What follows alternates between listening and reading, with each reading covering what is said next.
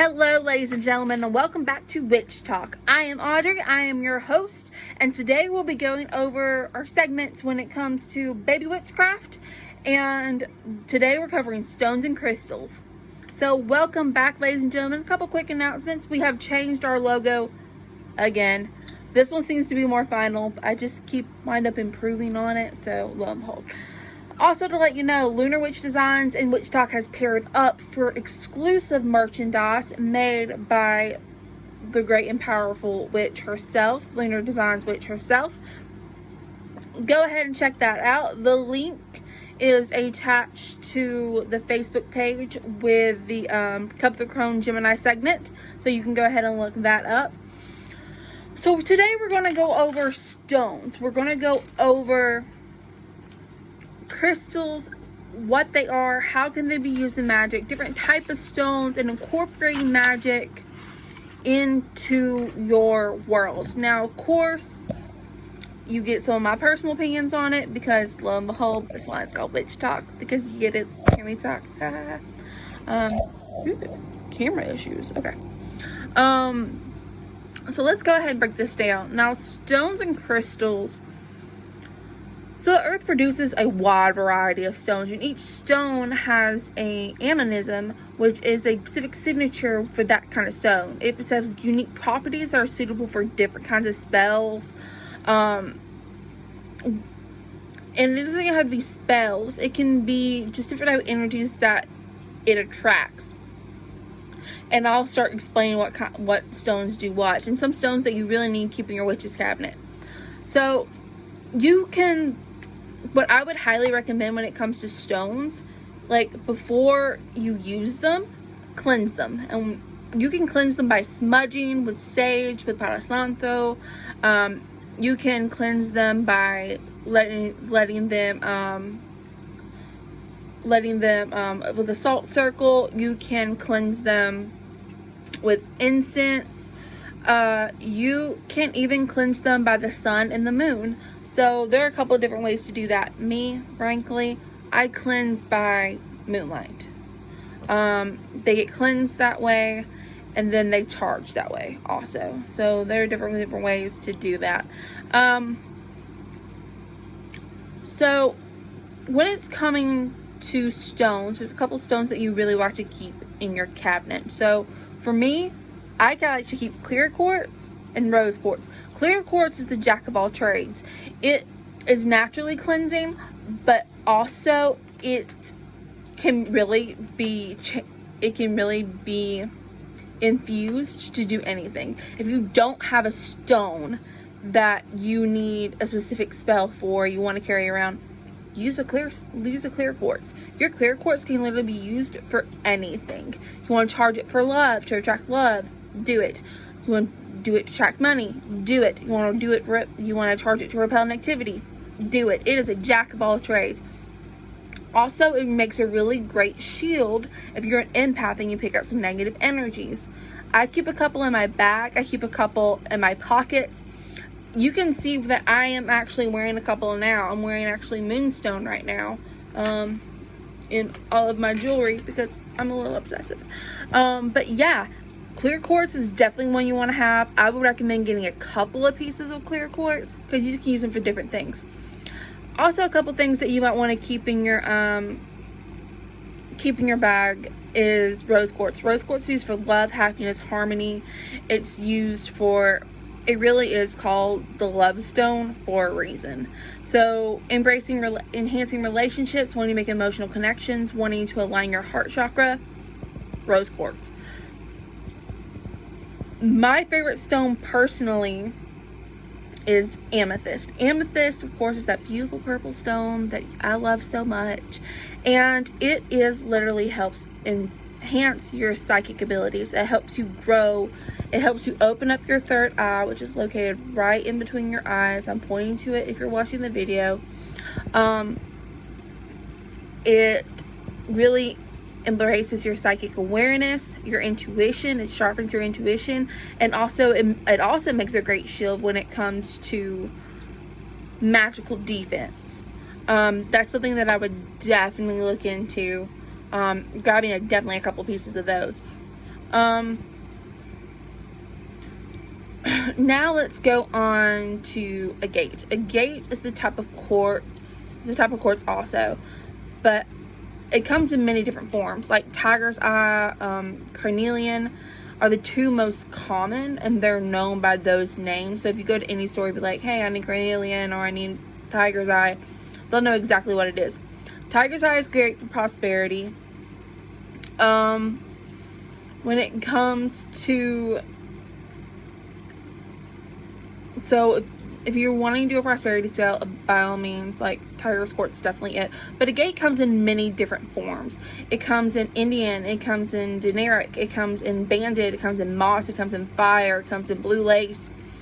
And blue lace is mental balance. So if you're not feeling balanced as late, grab a handful of blue lace and throw it under your pillowcase. There's fire agate, and that is passion, sexuality. Moss is cleansing and purification. Banded is healing. And dendritic, I always seem to mess up on that word, is great for travel. So when I will be moving in a couple of weeks, I'll be traveling with some dendritic, if I pronounce that correctly at all.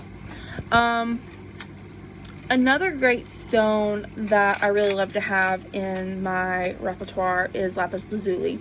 Lapis lazuli is it's a really beautiful, it's a blue stone, but it has a variety of different colors in the blue stone. It's best for healing and psychic knowledge. It was actually prized in ancient Egypt, where it was considered a holy gem, and the Romans believed that it was an aphrodisiac. And then on top of that, Renaissance painters ground it into a brilliant blue paint. So if you wish to use to improve your meditation, your scrying, you know, stare into this polished stone or keep it on you. Definitely. Lapis lazuli is expensive, but it definitely packs the punch. Onyx is a black stone. You'll see it in a lot of like Egyptian artifacts. It repels negativity. It is connected to your root chakra, and it's for protection, but mostly it's for psychic protection. So if you are an empath, get onyx. Get onyx and keep it on you. So just warning you ahead of time. There are different ways you can incorporate stones. You can incorporate stones, whether it's by wearing them. You can dress stones with like magical oil during a spell and carry them around you.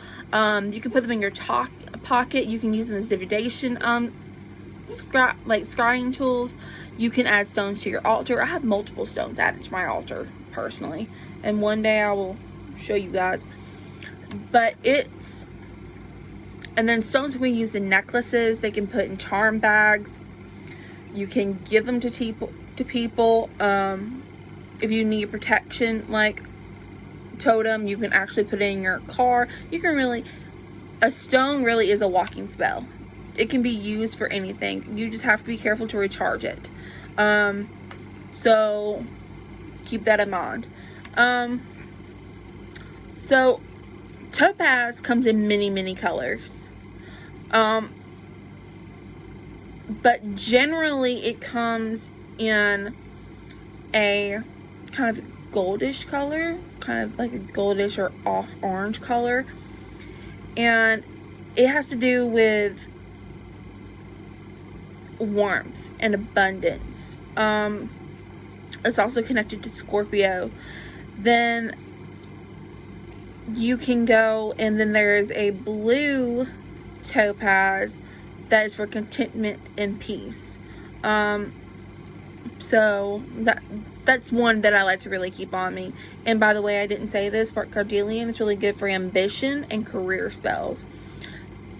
It elevates passion. So if you're looking for a new job, if you want to boost your confidence, carnelian. Then we're going to amber.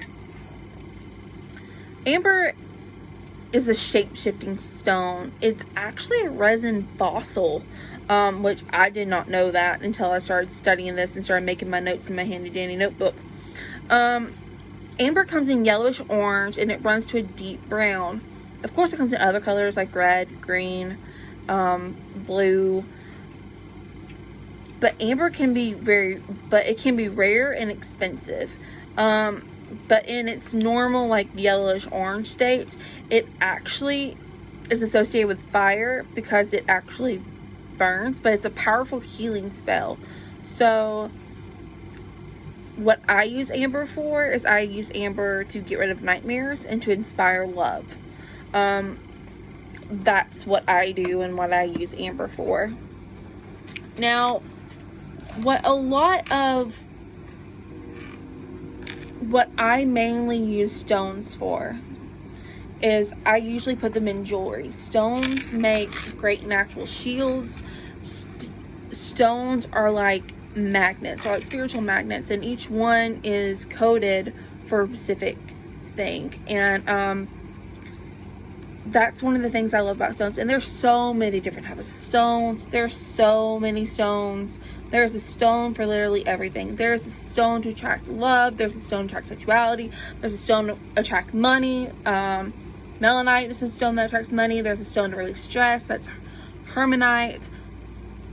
There is a stone for literally everything. What I would do is I would get Buckingham's Complete Guide to Gems and Stones and just go through it, work your way in, and believe me. And then there's a book trilogy called the Crystal Bible, and it's 3 books. It's Crystal Bible 1, 2, and 3, and it's definitely worth to dig into. Crystals are a vast and huge magical source. You can use it and channel it for anything. I highly recommend having a couple in your repertoire just in case you need them, because they're definitely worth having. I wear them like jewelry because I'm a natural empath. I have them on everything that I wear, and believe me, it can get expensive, but I do recommend getting there is a necklace that is a little wire casing, and it stretches, and you can put stones in it. So that's what I would do. I would replace stone after stone after stone. I know this is a chain, but Earthbound, they're really good at having necklaces that you can place the stone in. Check your local witch stop or your cult stop or your energy shops, because they'll probably definitely have them. This is kind of a quick session, a quick overview of stones, but I will tell you this: do not put your stones in water. Do not leave them in water at all. It will ruin the stone. It will ruin the polish of the stone. Coming from personal experience, I did not know. I did not study when I was a young witch, and it bit me in the tail of one of my most beautiful pieces. It's this heart rose. It's this heart clear quartz, and I just ruined it. So, giving you a heads up. So next time we're going to go over another different type of magic, whether it's herbs, deities, pantheons, something along those lines. I will hit you guys up and let you know. I am working, like I said, on Cup of the Crown. I am working on trying to find a stable work schedule so I can cater to you guys better. And I know people like structure, and I like structure. Right now life's a little crazy, so I'm trying to get there. But thank you guys so much for bearing with me. Thank you so much for coming to Witch Talk. Hit the like, hit the share, hit the follow button. Don't forget to subscribe if you're on YouTube or one of the many channels. By the way, just to let you know, Witch Talk is now on iHeartRadio. I'm very excited about that. That's very wonderful. I'm very excited. Thank you guys for so much support and love. We appreciate you. I just want to let you know, merry meet, merry part, and merry meet again. And y'all have a very, very blessed Tuesday. Bye, guys.